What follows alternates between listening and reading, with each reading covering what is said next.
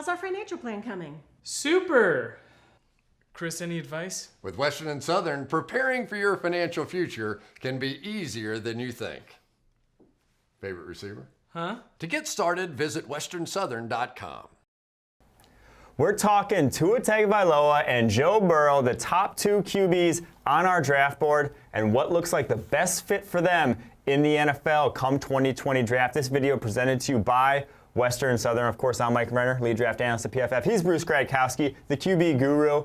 We're going to kick it off with Joe Burrow, the number one QB on our draft board, the highest graded quarterback in college football right now. We think the team that owns the number one pick, the Cincinnati Bengals, the state where he's from, Joe Burrow, Mr. Ohio from back in the day, are the perfect fit for him in the NFL. I mean, it's just, the stars are aligning, right? I mean, the way Joe Burrow has been playing this year, he's put himself in this position. The Bengals have put themselves in this position to have the number one overall pick right now where we're sitting. I think it would be a great fit. I think Zach Taylor, as he formulates this offense, he tries to build and get, more talent in that offense room this offseason. I think Joe Burrow would be a perfect fit in Cincinnati for what they're looking for. Look, he's a big, strong kid. He's athletic. He can move, has arm strength. I think he'll understand the offense. He's doing it right now at LSU, a prototypical style offense.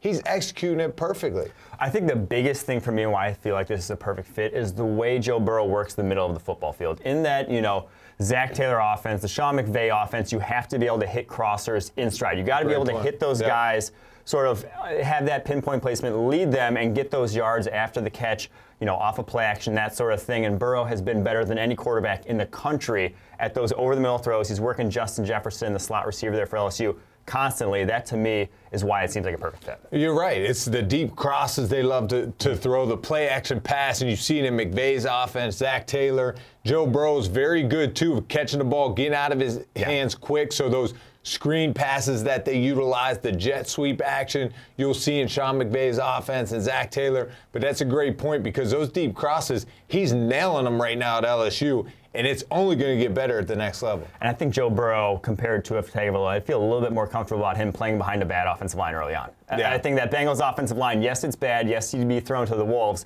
But I think with his quick release and what he's done behind pressure this year at LSU, I'd feel a little bit more comfortable about it. Let's go to Tua Tagovailoa, though. No knock on him being the number two QB on our board. He's done nothing really wrong this year. It's just Joe Burrow's been fantastic. Yeah, right. But we think the best fit for him at the next level, it's not the team that's picking in the top three right now. It's actually the Denver Broncos picking at number 9. John Elway should be up there in the top 10. You think at the end of the day they'll be up in their top 10 to be able to go get their guy. And if it's someone like Washington or the Giants who do own that number 2 overall pick, they got their QBs last year. They're going to be looking to trade back. So I think the Broncos could be in prime position to make that move. Well, and like we talked about earlier too, if you're Washington, if you're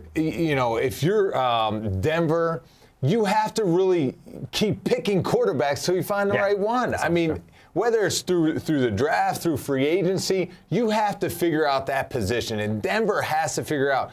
John Elway has not done a good enough job getting the right guy in that building. And so I think if you're Denver, yes, you picked Drew Lock last year, but if you're sitting in your position picking and Tua comes to you, I don't think you could pass it up. I think Tua would fit into the system that's being ran in Denver right now. I think he brings some athleticism.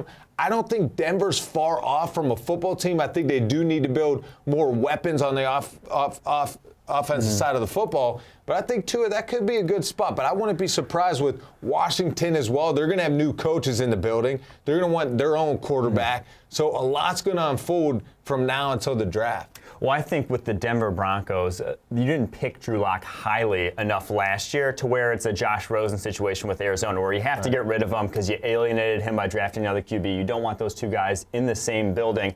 You have to get rid of one. You can keep Lock on the roster. He was a second-round pick and has not looked good by all reports in their practices. So you're not alienating him. The worst-case scenario, or I guess best-case scenario, is you have two good QBs. If Drew Lock turns out to be a good QB and Tua Tagovailoa turns out to be a good QB, that's a good problem. You can flip guys for quarterbacks for picks way easier than you can other positions. Absolutely, and that's where I'm at. I'd rather have two solid guys in the quarterback room than none at all. Exactly. And you see it through the NFL this year. You know, when Drew Brees goes down, Teddy Bridgewater steps in. You want to have someone that can step in, you have confidence in, even if it's two younger guys. Look, nowadays you're not paying a lot in the draft to get these quarterbacks. So why not take advantage of it now? Depending where you're picking, you have to figure out that quarterback position. I think when you talk about the Bengals, the Redskins, the Broncos, you know, teams that we're talking about that are going to pick pretty high. I mean, the Jets, they're not going to touch a quarterback. They're still, you know, all in on Sam Darnold, which I agree with.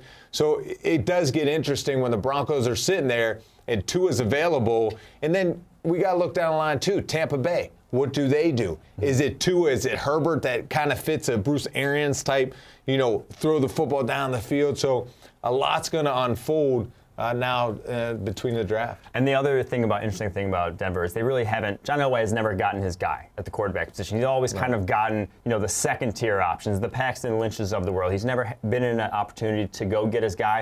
If you think Tua's his guy, I bet he pulls the trigger in this upcoming draft. Well, and I wouldn't be surprised if the Broncos tried to figure out how to get Joe Burrow, you know, because he's sitting there. He's your prototypical type quarterback that these teams are going to want. The Bengals are going to want. The Redskins are going to love. You know, Tampa, Denver. There's going to be a lot of teams interested in Joe Burrow, but now the Bengals are sitting there at number one. They just benched Andy Dalton. They need to find their quarterback of the future, so I don't see them moving out of that number one pick if it unfolds how it looks today. Mm-hmm. There you have it. That's where we see Tua Tagovailoa and Joe Burrow, their best fits heading into the NFL. This video has been presented to you by our friends over at Western and Southern. Make sure to head over to our YouTube channel and check out all our other breakdowns. You want to get rid of me and get back to more great PFF YouTube content?